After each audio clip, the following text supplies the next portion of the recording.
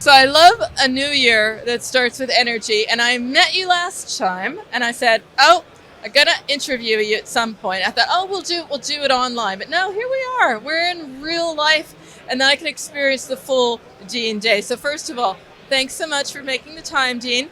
Tell us about Black Smoke Studios first. Yeah, sure. So Black Smoke Studios is a team of 36. We're based in the north of Finland in Kajaani. And we've spent a very long time, the last 7 years now actually, doing work for hire. So we get to work on some really cool projects, and that spans anywhere from 1-2 people teams up into the 10s and 20s on a single project. And we've worked on some really cool stuff in the past. We've spent 4.5 years roughly now working on Stumble Guys, which was originally made in Kajaani. It was born in Kajaani. So we get to work on some really cool projects, and we're here this year trying to finalize conversations we had with clients leading up to Christmas last year to try and get the new projects rolling for this year, and hopefully getting the industry back on track. Experience working on Stumble Guys. I mean, huge success, and your work for hire. So you're sort of like, well, we think it's good, but is it going to be really good? So what was your experience? What did you think when it did what it did? Because that obviously is good for you. Now you say, hey, we're the studio that powered this, man. Yeah, so it was originally developed in Kajaani, where we are, and we were hired by the studio that were making it at the time to do the PC and the web ports. And around that time when we were doing the work is when it really blew up. And then we've managed to be involved in the project for a long, long time since. So it's a great project to have in our portfolio. It's something to brag about.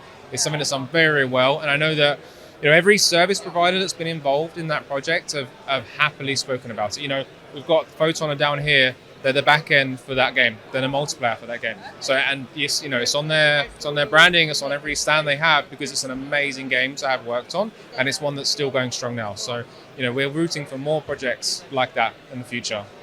And probably that's what's going to be happening more and more, because everyone I'm speaking with is like, a couple years back, you're on mobile, that's grand, that's all you need. Now we're talking more and more about PC, we're talking about web, we're looking at different platforms. Where does that leave you at Black Smoke? Yes, so we're fairly platform agnostic as well. So we were the opposite. We were very PC and console focused. We dabbled in VR, AR when that first came around, but we haven't done much of it since then.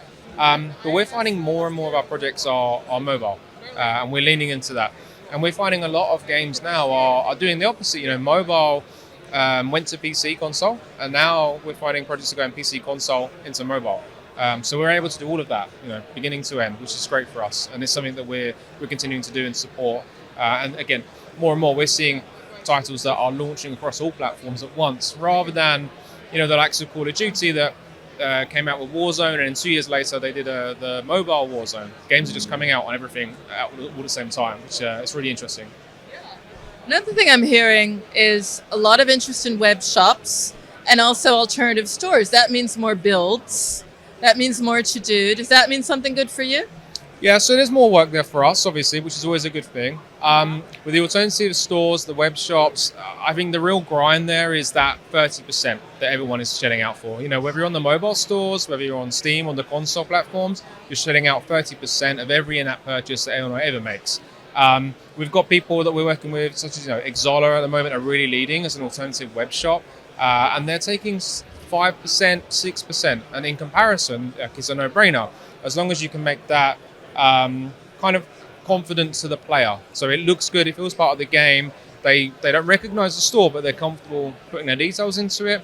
Then the developers are shifting because they need the margins. The cost of making games is going up and the budgets are going down. So we need to do what we can do to make the games make more for us as well. What are you doing internally? I mean, sometimes it is about AI and harnessing AI. I totally get that.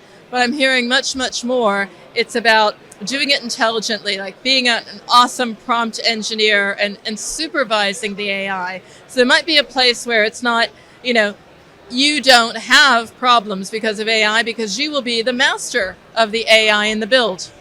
Yeah, I think you would be silly not to embrace AI at this place. You know, it's taking over everywhere. I think our stand on AI is that it would never replace anyone or a job. That, as far as I'm concerned, maybe it will in 10 years' time. I don't know, but right now, it's just another tool. It helps people get their job done faster. It helps us mood board and concept faster so that our artists have a better understanding of what's in our brains rather than us trying to put it on a piece of paper. And I think as a tool like that, it's amazing. You know, we're using AI for NPCs, machine learning, so that people that are playing with NPCs or bots online, for example, it's not as obvious. Like they're second guessing. Is that a bot? Is that a real player? Because they're getting that good. And in that setting, I think AI is great. You know, you can't pay someone to be a player online for you, so that's a great issue that fixes. And as long as we use it carefully and in a sensible manner, I think it's a great tool to have.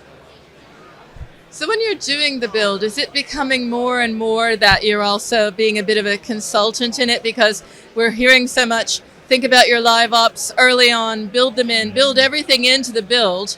So it can't be that I just go to you necessarily and say, build the game. You're bringing a lot of your experience in there as well, aren't you? Yeah, so we have a very experienced design team. Like, some of these people are pushing 15 to 20 years in the industry. And you know, the worst thing for us is to spend 2 years building an awesome game for a client. They launch it and it fails. No one wants a failed game on their portfolio. So for us, it's really important that we are, from the beginning, like you say, we're working with them to say, like, okay, what's the vision of the game? How are you monetizing the title? What's your costs upon launch? Have you got multiplayer? You immediately have server costs. How are you countering those server costs to get monetizing of the game? You know, all of those elements, they should be thought about. The worst thing for games, and this happens a lot with developers, they have an awesome idea. You know, they get 3/4 of the way through developing the game, or it's an early access, and they haven't even thought about how they're going to monetize yet. So it's a second thought. And you can tell that because the monetization they put in, no one cares about, or it doesn't feel right in the game. It doesn't fit well because they've had to plaster it in somewhere at the wrong time. So yeah, we push that. We help with monetization strategies. We help design beginning to end, how the game will be, how the experience for the user will be. And the biggest thing you've got to do is prevent those friction points and prevent those like paywalls. So that it feels good, it feels natural, so players are happy to spend money and that you're not taking advantage of them. So what's the challenge in the monetization strategy? Because we've gone from IAP to a lot of IAA, then we've got hybrid mixes of them all, and I'm still hearing a lot about subscription as well at the show. So that's due back, maybe this time around for real. That presents a lot of challenges if you want to do all of the above. And I hear people say they'll try them all and see what works. Yeah. A nightmare for you, right? Yeah. So from a monetization strategy, yeah, that makes things very hard, especially on mobile when you've got, you know, some games that have got a constant banner across the top of the screen, and then they've got incentivized rewarded ads, and then they've got an in-app purchase, and then they've got a monthly subscription. And how do you make all of that tie in so that it kind of feels natural, you know, and they go well together? And that can be really hard. But a lot of that also comes down to the design of the game and the core elements of the game. If you can make those beats work well with adverts in between, perfect. You know, if I'm playing a game and every 30 seconds, 60 seconds, I'm getting an ad in between my session, that's friction. That's going to be infuriating for the player. It gets tricky. I think it really comes down to the type of game. You know, we're seeing more games. Like obviously Marvel Rivals lately as a free-to-play title.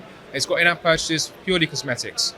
I've spent money in the game. I don't really spend money in games, but I spent money in that game. It works very well because it's something I want. There's no ads in that game. It doesn't need any ads. There is a season pass in now, and I'm tempted to buy that because it sucked me in. And they've done a very good job of monetization. You know, the gameplay is good, the retention is good, and they're the beats you need to hit first before you dive too heavy into monetization. So I think that's a good example. If anyone's doing any like research or wants to use a case study, Marvel Rivals is doing light monetization on a free-to-play title very well. So they're the kind of the projects you need to design for. But again, it needs to be done right at the beginning. It doesn't matter what you're using. They can all work together. They can work individually. They can work without in-app purchases. You're just pushing ads to players. You can make a lot of money either way. I know back in the day, people used to be like, oh, half of our money is ads, half of our money is in-app purchases. I don't think we see that anymore. I think it seems to be consistently 90% of one, 10% of the other, and it really depends on the type of game and the genre that you've got and which one is more successful between in-app purchases and the ads and subscriptions. What about when you have a game and there are a lot of them that say, okay, we've reached a certain level of maturity. Now we have to take it to another level. We either have to sort of refresh or think of some way to build on it. And it's not just fresh content. It's not always just throwing something new out. Do you have cases like that where you're sort of like reviving a game rather than rebuilding it? Yeah, we've done some of this in the past. Normally for these games, they're quite old already. It normally means they're on a single platform, and allowing to then open up to other platforms does the job naturally. New content, new features or new game modes, they're always a bonus, but the new platform is something that always opens it up. One example for us is that we have, or two actually I could give you. We have one game that's a premium title that's been out for 4 or 5 years, and it's sloping off, and they know it's coming to an end. So what we're doing is now we're taking it from premium to free to play, and we're reshaping all of the game's economy. We're adding new content. We're rewarding people that already have the game, and it's bringing those players back that haven't played for years. So that's a really good way of doing it. And it's a tricky one because it comes down to the type of the game and the genre. But there's always bits and bobs you can do, adjust, or add to improve the titles. Another one that we've got has been out for 15 years. It's been out for a long time. It's still generating some revenue. It's on every platform going, and we're just about to add multiplayer to the game. So it's like a couch co-op title. 4 players playing locally. When we add multiplayer to it, what it means for us is that you can now play online with your friends, but now 4 of you are buying the game instead of 1 of you. So for us, we can potentially push more sales, but we haven't really done much to the game. So, if you're tactical with what you're doing, there's an advantage for the players playing the game or existing players playing the game, but then there's an advantage for you from sales, then it's perfect. I like that you can sort of come in there almost like the doctor and prescribe the way to make something out of it. And sometimes it's just another platform. And really smart if you have multiplayer, you've got them all buying into it. So that is hugely intelligent. I knew I wanted to catch up with you, Dean. There's a lot to learn from your learnings. I mean, you have a very interesting playbook. I mean, that alone could be what part of your product is in the future. Your services is your playbook, what you've learned. Yeah, potentially. I myself haven't been in the industry for too long. I've been in the industry for about 13 years now. Our team, the people that we've got in our team, most of our staff, they've been in the industry longer than me. Like I say, they're pushing 20 years. Some of them are pushing 20 years just working in Unity. So they're so good at what they do. They are senior. Hopefully that's what we end up doing. We've been through the entire cycle. We've been through development, been through work for hire, we've been through publishing. We do all platforms. We're even doing custom backend tech now as well. We're doing a lot of the development outside of games. So we're doing a lot of health and fitness. We're also doing some iGaming with gambling games, stuff like that. So yeah, we really do almost everything apart from, like I say, the VR and AR. So long term, I'm hoping that we do move into more consultant moves where we are helping these people design their games from the beginning before they're engaging a development team, because it should be really done on paper before we get to that stage. Well, chatting with you, Dean, I can totally see that. First of all, I'm getting it, and you're making it very accessible for me.